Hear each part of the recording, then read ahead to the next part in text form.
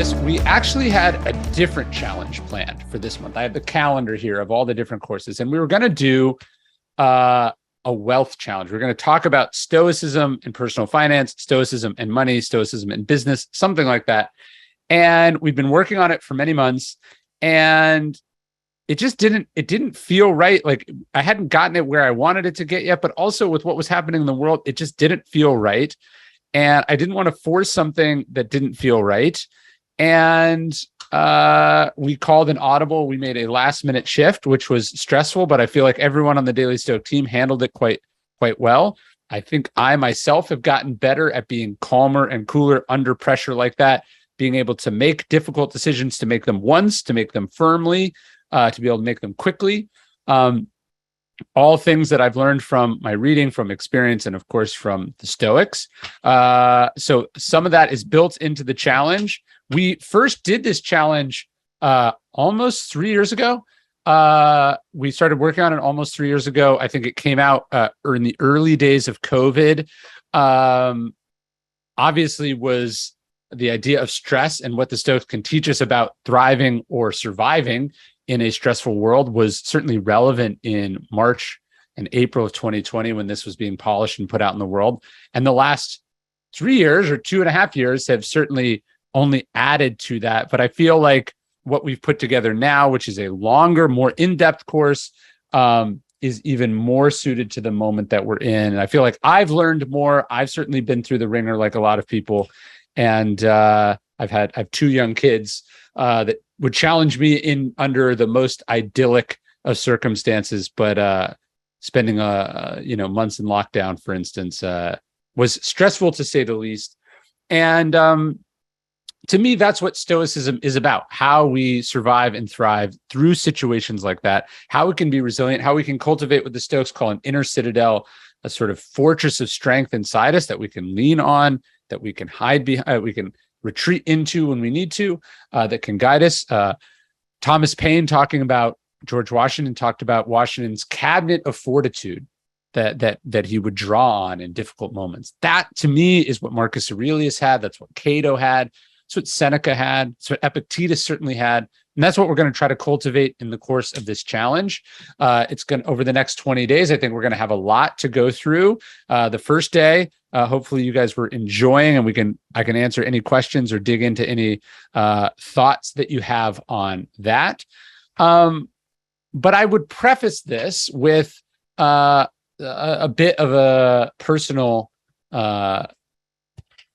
component, which is stress to me is a thing that is always there, that we're always having to deal with, right? There's no life where you conquer it, you slay it, you deal with it, and then you arrive at the world of no stress. Even success, even power, even vacation, right, brings with it its own forms of stresses, because the stress is within us, which is one of the things Marcus Aurelius says in Meditations. He says, I didn't escape my anxiety. He says, I discarded it. I brought it in with me, which is why the Stoics, I'm going on vacation to the beach in a few days. And first off, it's stressful because I'm having to pack and get ready, right, as vacations often are.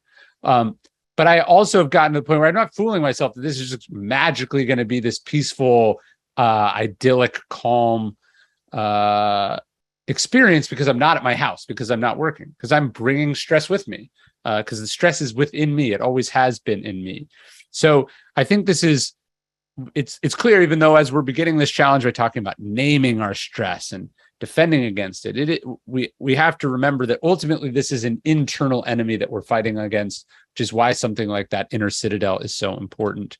But I won't ramble on, because I think my favorite part of these sort of office hours of these challenges is the conversation we get to have about them.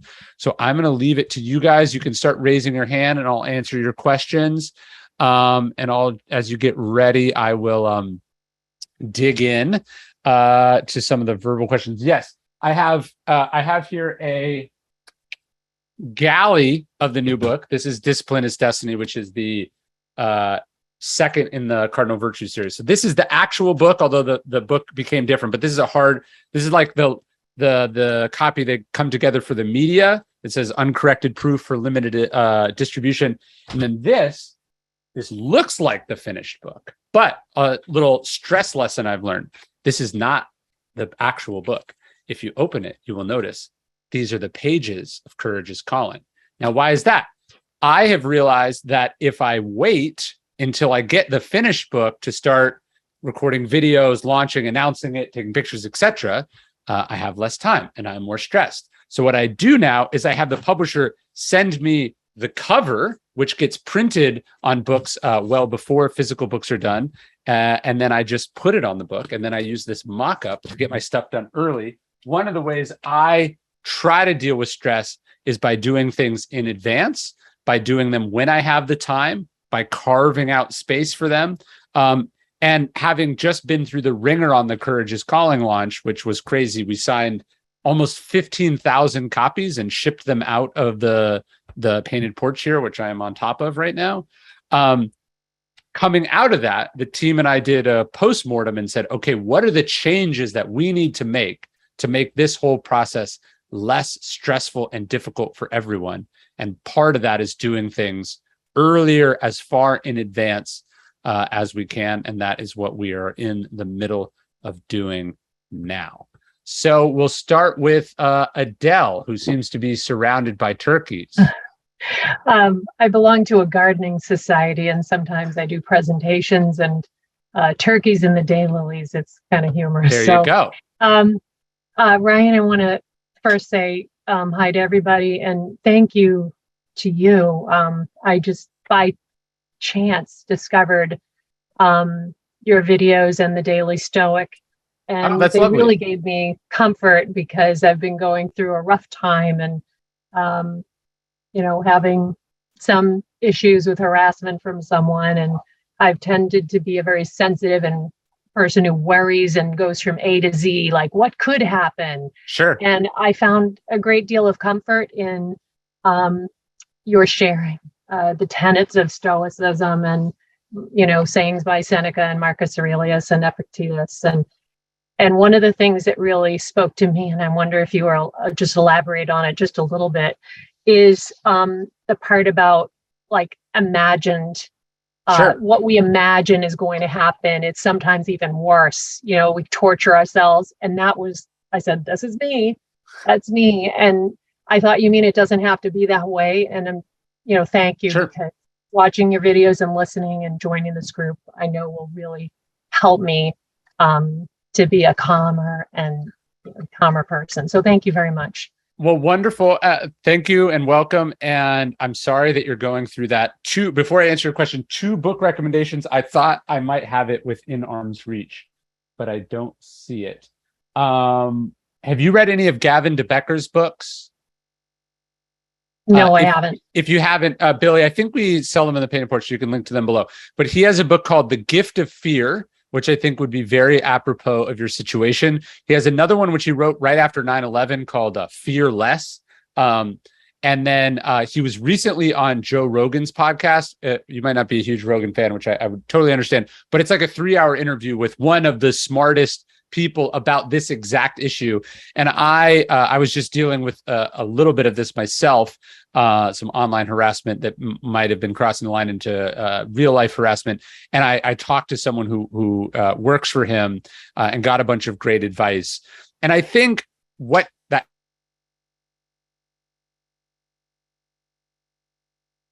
talking about, which is being naive, so everything's going to work out. It's going to be okay. Nothing to worry about. There's nothing there. Nothing bad could ever happen to me.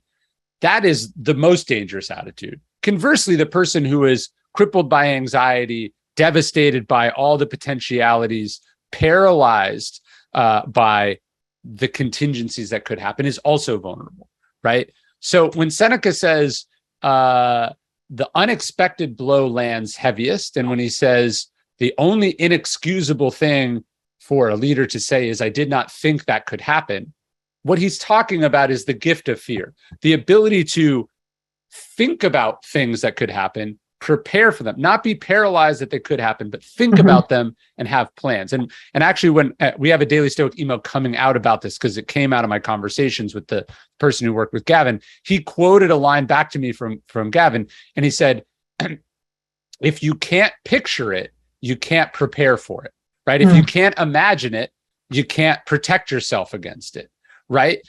He's not saying you have to picture everything that could conceivably happen in the entire world.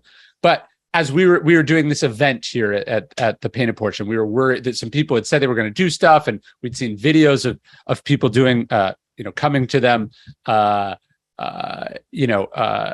in other cities. And so what he helped us sit down and think about was, okay, well, what is the law? What are the laws that protect something like this? Let's read that. Let's see what our options are.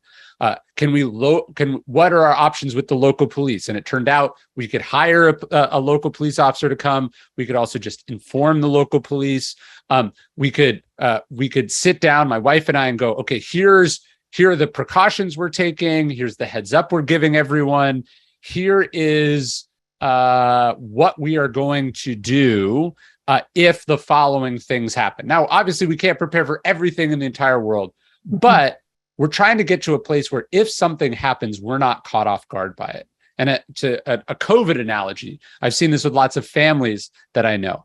Obviously, if someone in your family gets sick, you want to isolate, you want to keep each other apart, blah, blah, blah. But people so don't want to think about that happening that, like, what would happen is someone in their household would start feeling the symptoms, and then they would be thinking about it, and then they'd be wishfully thinking about it, and by the time they made a decision about, okay, you're going to go sleep in this bedroom and shut the door, I'm going to have an air purifier, and we're all going to wear masks, it was already late. They'd already taken a 3-hour car ride together or whatever, right? By not thinking about, hey, what would we do? What is our plan? They were not prepared, and thus they couldn't do a thing. So to me, that's what this exercise in Stoicism is about. It's not letting the stress control your life or overwhelm your life or cripple you.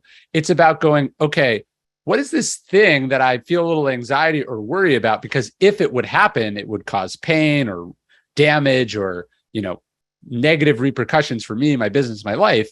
What is that thing? And then what constructively am I going to do about it? What choices am I going to make because of it? How can I be proactive about it instead of sitting back and just biting my nails and saying, I hope that doesn't happen to me? Let's do, I don't know how to pronounce your name. Is it Dara? Thank you. Hey, how's it going? How do you pronounce your name? It's Dara. I'm from Ireland. It's Irish. All right. What time is it there? It is 11:30 at night. All right. Well, thanks for joining us. No, thank you so much for hosting, and hello to everybody. Yes. So, basically, my question is just based on, usually I'm pretty new to Stoicism, and it's really helped me in a lot of cases.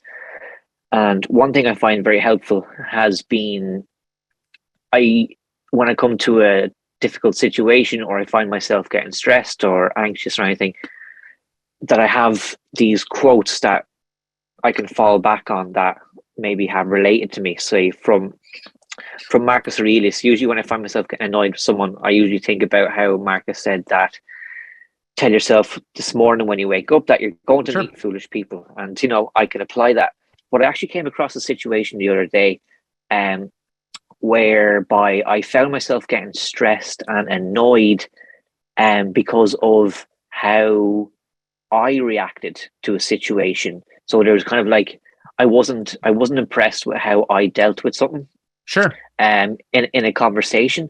And then I just found myself for that day and the following day stressed, but I wasn't mad or angry at the person I had the conversation with, because again, I could just say, oh, I was going to meet somebody like that. But then I was battling with, I'm not impressed with how I dealt with it. So my stress was from kind of a sense of shame. And I was just wondering, is there a quote or was there something I could have told myself at that time to calm myself down, rather than for the rest of that day, I think I was kind of beating myself up.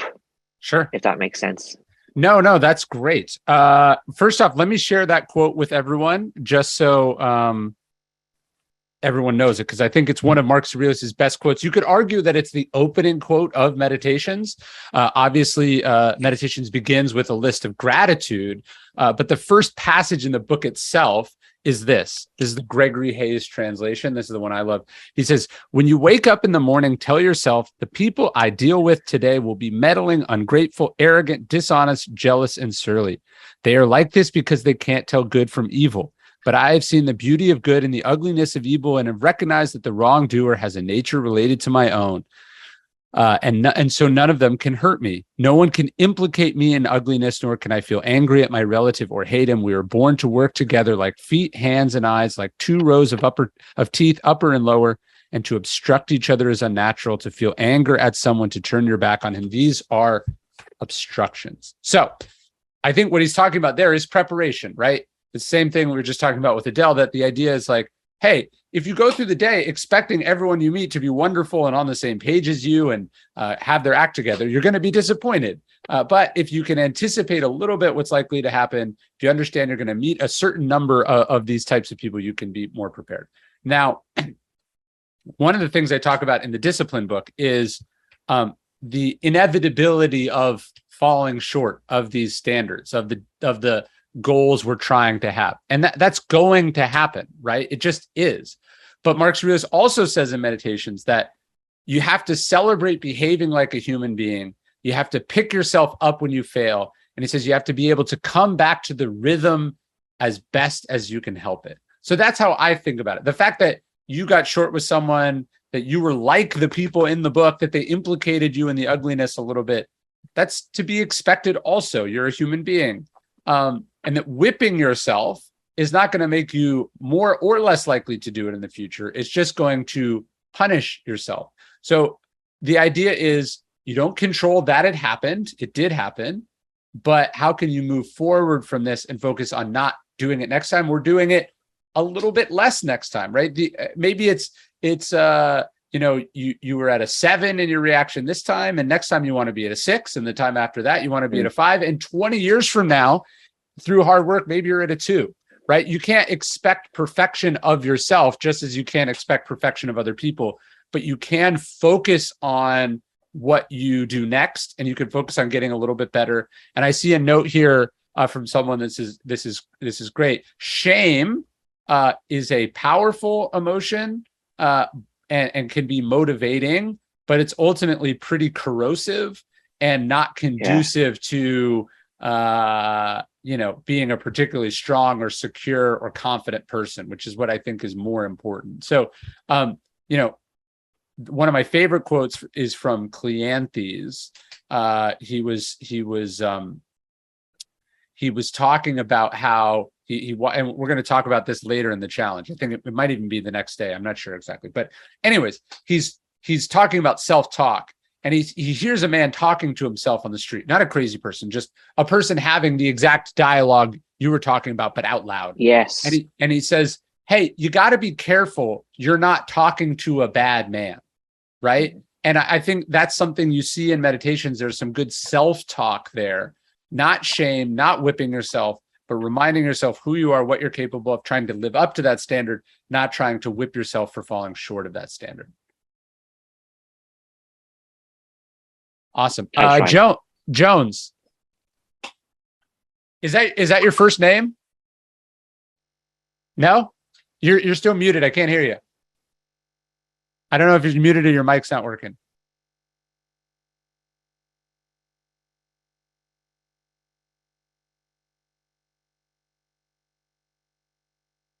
I can't hear you. So let me switch to someone and we'll come back to you. Aaron.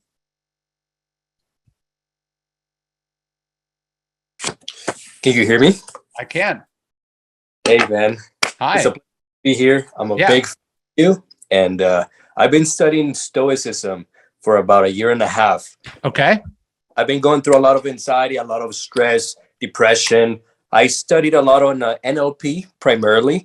But Stoicism is such a powerful philosophy because it helps to understand perspective, right? So one of my questions is, what are some techniques to be more mentally tough? And how did the Stoics combat fear? Yeah. obviously I talk a lot about fear specifically in the Courage book. I do like, and I do recommend, I think we're going to link to this in the challenge. We have a day about this, so I don't want to spoil it too much, but I'm a big fan of Tim Ferriss's fear setting exercise, which he did a TED talk about. So we'll link to that. But to me, the Stoics were about exposure. So you're less afraid of things that you've seen before, that you've gotten up close and personal with, that you've wrestled with. Part of the problem of anxiety or worry is that it often isolates us, and then we're more susceptible, more vulnerable to precisely the things we're scared of. What I like about Stoicism is that it's out there in the world. It's tackling the things that you're afraid of. It's putting yourself in challenging, difficult situations. Practice. Epictetus talks about this idea of hard winter training. The idea was that in the old days, the troops couldn't fight in the winter, so they trained in the winter. So then in the summer, in the fighting season, which seems a weird thing to say, in the fighting season, they were ready. So for the Stoics, it's all about training, exposing yourself, meditating on, thinking about, seeking out other kinds of challenging situations so that when you are faced with them, Epictetus says you can say, this is what I trained for. So I want you to think about training. We're going to tackle this in the challenge as we go along. Someone is just recommending Nassim Taleb's book, Anti-Fragile, which I also very much second. But Jones, you figure it out? That's not your first name, though? I think so. No. My first name is Philip. Sorry. My son's name is Jones. I just have never met another Jones. Oh, really? No. That's I see why that would have gotten you excited. Big fan, by the way, Ryan. Thank you. I have a kind of an existential crisis question here, which I've used Stoicism over the past about 16 months to get through some really difficult stuff.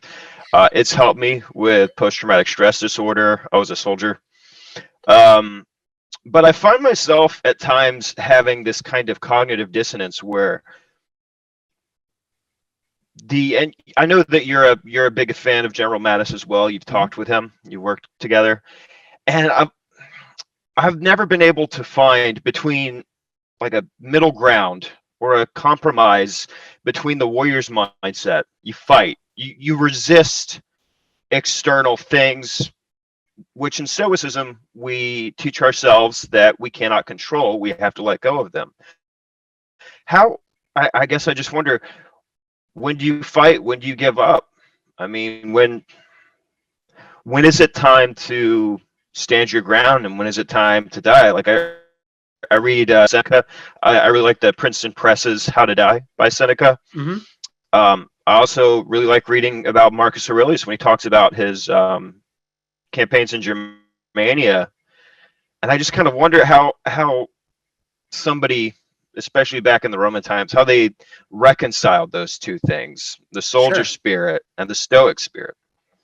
Yeah, that's a great question. And I'm sorry to hear that you're going through that. And I've got to imagine the adversity and difficulty you went through as a soldier, in some ways probably feels like it pales in comparison to this other enemy or this other thing that you're grappling with, precisely because it's so less well-defined and so much less talked about, right? And I've got to imagine that the Stoics would have understood this. There's an argument, speaking of Seneca, and I had him on the podcast, Billy. If you could find this, he was a theater director who would do those plays, particularly for veterans. Can you find that, Billy, and link to that for Jones here? There's an argument that Seneca's plays, which are incredibly dark and twisted, were a kind of catharsis or processing for him of the violent, terrible, stressful world that he was in. Imagine Seneca is this guy he's driven into exile by the emperor. He's away from his family. He loses a young child in this period. He loses his father.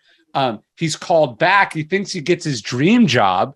And then he's working for fucking Nero, who's insane. who he's watching Nero try to kill his mother and kill this other person, and he's got the worst job in the world, and he's like, but if I quit the job, somebody else worse will take the job. I'm this moderating influence, but it's making me look like a horrible hypocrite. He's just trapped in this terrible situation. I think, one argument for people is that Seneca was this hypocrite. I think there's also an argument where Seneca is very heroic. And he talks about this in, I think, one of his letters, where he says, sometimes even to live is an act of courage, right? To live in that world, to not give up, to not throw in the towel, whether you're fighting with an internal enemy, an external one, whether you live in great times and you feel horrible, or you live in terrible times and you feel horrible. He's talking about what it means to keep slogging on. And I think the Stoics would obviously have benefited from some of our recent breakthroughs in psychotherapy and in pharmaceuticals, even in psychedelics, potentially. They didn't, there was no therapy that they could go get. There was no one they could talk to. It was just this kind of gritted out. But what I thought was really interesting about this guy, and I really want you to listen to this interview, and so we'll find it. And if we don't, I'll find some way to get it to you. But I'm happy to check it out. He was talking about how he puts on plays like Seneca. He puts on these dark plays from like playwrights that Marcus Aurelius quotes, and on through the later Stoics.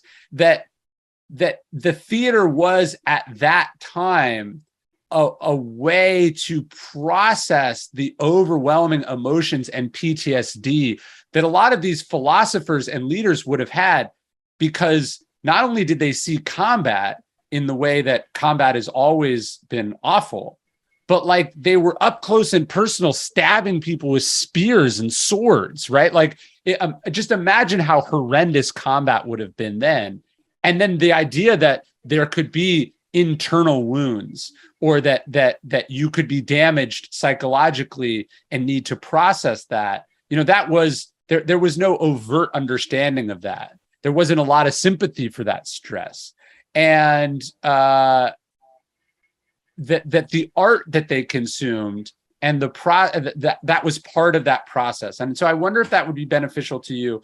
But I guess to answer your question about giving up, I when I look at the Stoics who, here it is. You see, it's Brian Dories on the power of Greek tragedy in Seneca's place. I really want you to listen to this Podcast.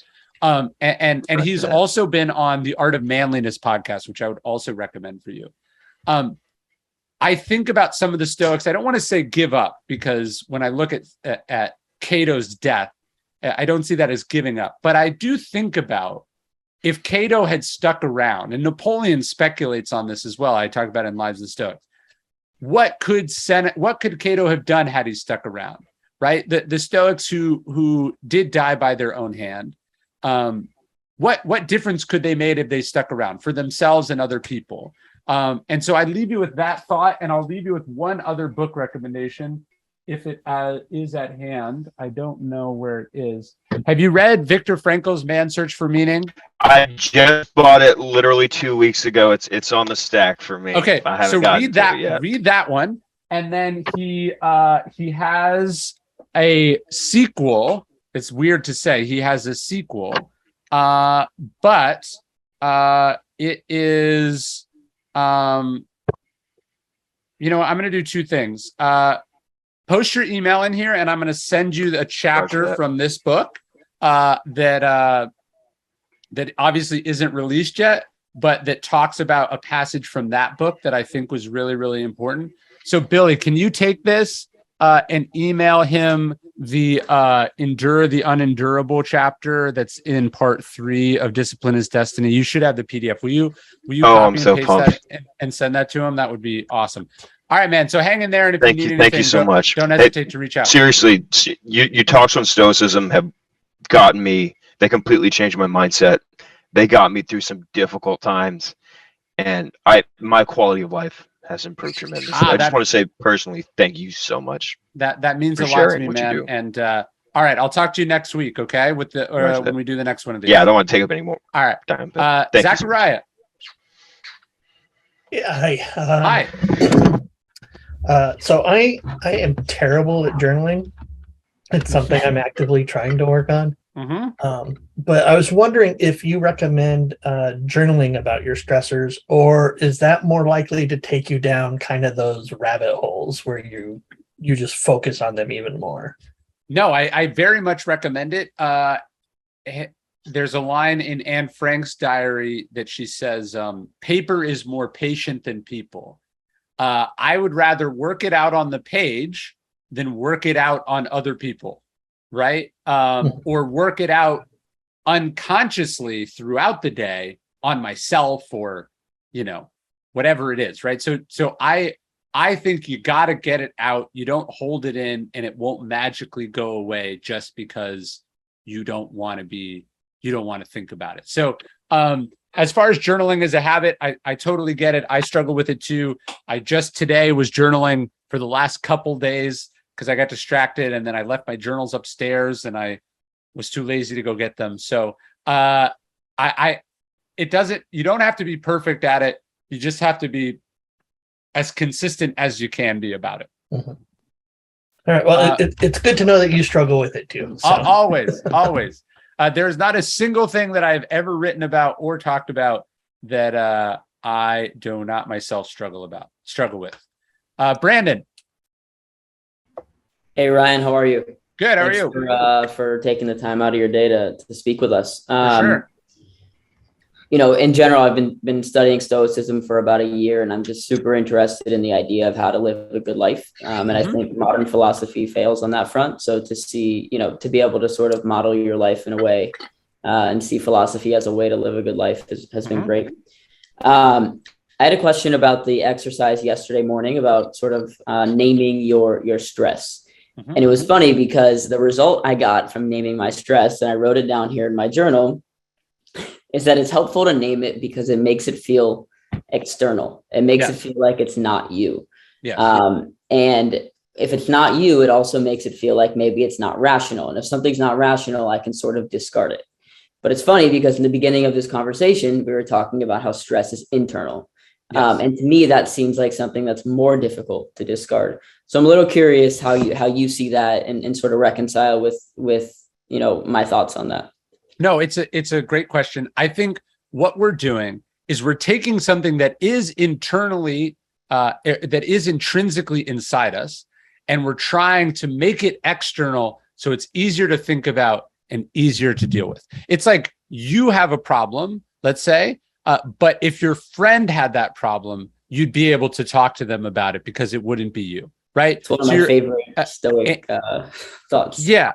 Annie Duke talks about trying to get to the outside of things, right? And so you're trying to get outside of the stress.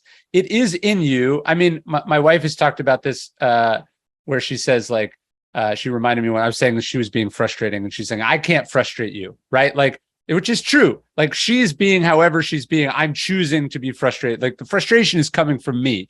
So it is an external thing that I am having an emotion about, but the emotions are ultimately within me. And at the end of the day, have very little to do with that thing, right? So you're trying to make it external so you can think about it. I'll give you an example. As I was getting ready to start this, I was running around. The day's been crazy. Stephen Pressfield was here earlier today, which is really cool. But my schedule kind of got disrupted. The kids didn't sleep last night, and so my wife came and dropped them off so she could nap. Anyways, the day went sideways. And as I was getting ready, I could find myself being a little irritable. I was running around behind things, and I stopped and I said, I'm feeling stressed, but how much of the stress am I feeling is that I'm also just fucking hungry, right? And it was true. Like, normally I would have eaten already, but the day got sideways and I didn't eat. And so realizing that I'm not only not feeling the way that I'm feeling, I'm not only not actually stressed, I'm just running low on like food, allows me to go, okay, here's what I can do about this, right? And it's not going to magically make it completely go away, and maybe it's a little too late for this or that, but I could take 5 minutes before I jumped on and eat something, right? So going, hey, it doesn't always have to be, oh, Churchill called it the black dog or whatever it is. You can also sit here and go, I'm feeling hangry, or I'm feeling stressed. That the feeling is there, and it's both within me. But if I put it here and step back from it, I can think about it more clearly and rationally, and thus approach it. Does that make sense? Absolutely. Thank you.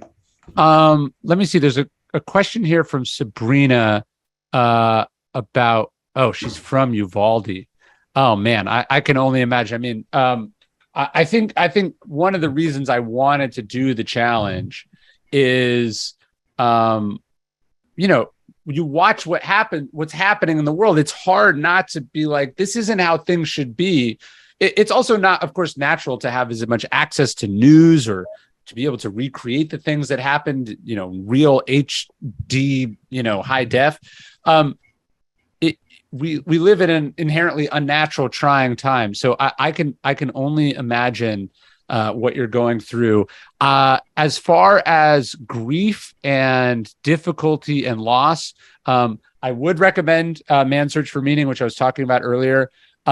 Joan Didion has an incredible book called A Year of Magical Thinking, which I would recommend. There's a book I've recommended many times called Death, Be Not Proud by John Gunther, about the loss of his young son to cancer, which I've always found beautiful and moving.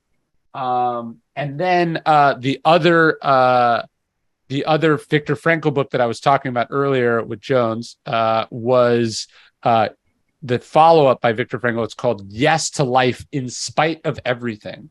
So I don't want you to feel guilty for smiling or moving on or living your life. That's actually the point. Frankl is talking about how we have to say yes to life, to happiness, to trying to make the world a little bit better. He says, in spite of everything. And that means in spite of a horrible, senseless, preventable tragedy like what happened in Uvalde. And that also means in spite of the horrendous insensitivity and selfishness and incompetence and delusion of the people and the policies that have allowed something like that to happen and allow something like that to continue to happen, which is in some ways the most frustrating part about it all. So I would leave you there. And then Trish, thank you, also recommends Kate Bowler's books, which I had her on the podcast once, maybe twice, but she's incredible. Her book, the first one is called Everything Happens for a Reason and Other Lies. And then the other one is called No Cure for Being Human. I would recommend that. I guess the other person I would put out there is Dr. Edith Egger, her book, The Choice. I also had her on the podcast, which I would recommend. So this is all great. Thank you very much, Trish. Caroline. Hi. Hi. Nice seeing you again. Yes. I have a question that I've been sort of thinking about since reading the challenge this morning, and then your comments to Sabrina sort of brought it up again in a slightly different way. So this idea of, focusing on what we can control and what we can't control, in some ways it feels like there's an opportunity to be hugely privileged in that and saying, you know what, the things, global warming, I don't have to worry about that. Or what's happening in these small communities or these large communities or in Ukraine, I don't have to worry about that because it's sort of outside of my control. I can focus on my own little tiny world. So I'm wondering what you might suggest in trying to sort of balance. I mean, are there things that we should be able to take up and do that do fall within our responsibility? Because there's also that sort of cosmopolitan sort of element that we don't want to dismiss, but how do we sort of find that balance of being responsible, but also not getting so sucked in that we lose some of our resources and our abilities to take care of things we can do? I'm thinking about this a lot right now because I'm working on now what will be the third book in the virtue series. The discipline one is book 2.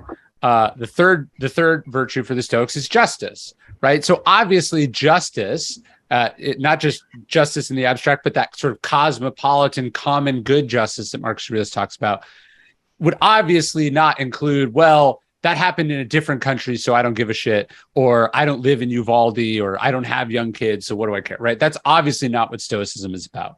And in fact, there was a middle Stoic, his name was Heracles, and he talks about how the early Stoics were very much on this, if it's not up to me, if I can't directly do something about it, I put it out of my mind. He says, as the Stoics entered politics and life, it's almost described as a softening of Stoicism. Between, say, Zeno and Marcus Aurelius, the softening, it gets away from the cynical, this is capital C, the cynics approach to life, which is like focus only on me, focus only on my stuff, only what's in my control, to the more cosmopolitan Stoicism of Marcus Aurelius, which is, I'm the emperor. I have a duty and obligation to other people to serve the common good. And what Heracles talks about is, he says we have circles of control or circles of concern. And I'm going to write about this in the new book, so I'm just riffing on this a little bit. But first off, there's you, right? Then there's your direct family. Then there's your extended family. Then there's your neighborhood and the people like you and the country that you live in. There's these concentric circles, right? Maybe animals are one of those circles, right? The planet Earth is one of those circles. The galaxy is one of those. It gets bigger and bigger and bigger. Heracles is saying that actually our duty is to figure out a way to grab those external rings and pull them towards us, to bring the bigger, wider circles closer to our circle of concern. But I don't think he means this in the form of just like mindless, meaningless empathy. Like, oh, I just feel sad that there are children starving in Africa. I think what the Stoics are saying is, well, what tangibly can you do as an individual about that situation and focus on that? I just interviewed Will McGaskill for the podcast. It hasn't come out yet, but he's one of the founders of Effective Altruism. He's talking about, well, we have all this understanding of data and science, and the world is so interconnected. Like, how can an individual do the most good in the world, right? And he's talking about how, for $300, you can save a life in Africa, right? And he's talking about how we work to be better at that. So I think the Stoics think a lot about this. We're not going to talk about it too much in the challenge, because obviously this is more about dealing with stress than it is about justice. But I think you make a good and important distinction. If what you take out of this challenge is, don't think about, care about, spend any of your life or energy on things that make you sad or frustrated or are wrong in the world, you're missing the point. The point is to get away from this paralyzation, because you're hang on one sec. Jones, you're all good. No one even heard what you're saying. If the stress you're feeling about the world or the hope is making you hopeless, or it's making you resentful or bitter or cynical or just overwhelmed, obviously that's not going to be conducive to you doing anything about it. So it's trying to get you to a place where you're confident, secure, you're aware of what's happening, and thus qualified and competent to do your best to address it. And I guess the Stoics would say no one person can do everything about all that's wrong with the world. At a certain point, we have to pick, hey, here's what I'm qualified to do. Here's what I feel most strongest sense of kinship about. So that's where my energy is going to go. But generally, the Stoics were trying to have, and this is the title of Will McGaskill's first book. It's called Doing Good Better, right? Like how you can do the most good for the most people. I do think that's what the Stoics are thinking about. Let's see. Dimitri. Hey, Hi. I'm super excited to be taking the course. I was listening to your podcast with Joe Rogan the other day, and I loved the kind of the part of that where you brought up how you read Marcus Aurelius for the first time, and it really spoke to you. Mm-hmm. But you didn't really mention why, and I was just, I wanted to ask you a question, like why was that became something that you got so passionate about? Because I know you've done like work for like around growth marketing, like thinking about media. Sure. How did you land here, and what spoke to you specifically about, like, I guess, Marcus Aurelius and Stoicism? I mean, just as a lover of books and writing, I think I just loved how straightforward it was, how clear it was, how concise it was. What a different approach it is to writing, that it's just like series of bullet points. It's not this like performative philosophical document. It's like the journal of the most powerful man in the world trying to get better. So I think I related. It was like, in some sense, just like, I've never read anything like this before, and this is new and special and unique. I think part of it was that, but I really think it was, I was maybe 19 years old. I wasn't particularly religious, didn't have a strong I didn't grow up in a military culture or a family where they're like, these are our values. I mostly played individual sports, so I wasn't really part of a team culture. And I really liked in Marcus Aurelius that this was about how to live, right? This is like a prescription, not super overt, but ultimately, if you read it enough times, you realize that this is a person talking about how to live and how to live a good life. And I found that to be really inspiring, and not just inspiring, but also very much what I needed in that moment. And I think that's why it spoke to me. Joshua. Thank you, Ryan. Yes. It's a pleasure talking to you, and I really like to thank you for your work and for being a living example of the things that you teach. Particularly, I would like to thank you for The Obstacle is the Way. It's thank you. Very special book for me in a difficult time that I'm facing right now. And my question is about procrastination. How do you deal with procrastination when you have to face it? It's the current thing that I'm struggling with. Well, I have a chapter about procrastination in the new book, so I think you'll like that. And speaking of Stephen Pressfield just being here, have you read The War of Art? No, sir. I think you would like it. He talks about this concept of the resistance. And his point is that the procrastination is really a form of the resistance. We were talking about this yesterday while I was here. Nobody says, I'm never going to do it. They say, I'm going to do it tomorrow, right? But to me, this intersects right with the Stoic concept of memento mori, which is you don't know that you have tomorrow. You don't know that you have later. And so there's kind of an arrogance to procrastination, I think the Stoics would say, but also there's a foolishness to it in that you have right now, you could deal with it right now. You're putting it off. You're making yourself more stressed. And what is the point of all that? So I think for it was helpful for me to see that procrastination was a form of resistance, and talking about naming things by Stephen Pressfield, naming it the resistance. And Billy, by the way, if you're listening, we should talk about that as an example of a really great name for a force that's different than stress. But I think he does such a brilliant job there that I can't believe I didn't think about that before. But if you want to tweak that, that would be awesome. The idea of calling it not procrastination as this thing that sometimes happens, but I am dealing with the resistance, and the resistance is there.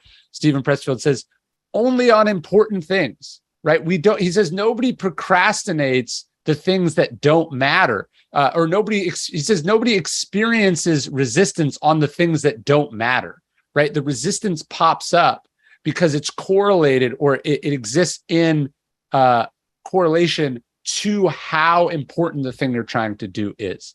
And so I go, I'm feeling the resistance because I'm about to tackle this huge project, and the resistance is there because it doesn't want me to do that important project. And so this is reassuring me, reminding me that I need to tackle it, I need to get serious about it, and I need to do it right now. Thank you very much. Dina, I'm going to let you do the last question because, and I'm sorry to end this a little bit early, but I have to record some pickups for the audiobook of this before I get home, and I don't want to miss bedtime. So we'll do one last question, then we'll wrap this up. But Dina, what have you got for us? I think you're muted still. Okay, can you hear me? I can. Let's do it. Okay, great. I'm extremely new to this. My dad turned me on to you literally 10 days ago. Well, tell him thank you. I will. And hopefully he's on here. He's supposed to be. We're doing this together. But regardless, yeah, yeah, I got COVID and had tons of time on my hand. And he was like, I've got somebody for you. Ah, I love it. Yes. So in doing the lesson yesterday, it was really hard for me to pinpoint my stressor and what I finally came down to was that when I wake up in the morning, I know that this is the best that I am going to feel, and it's really sucks. And so it makes everything else 100 times harder in here than I think it has to be, but I don't know.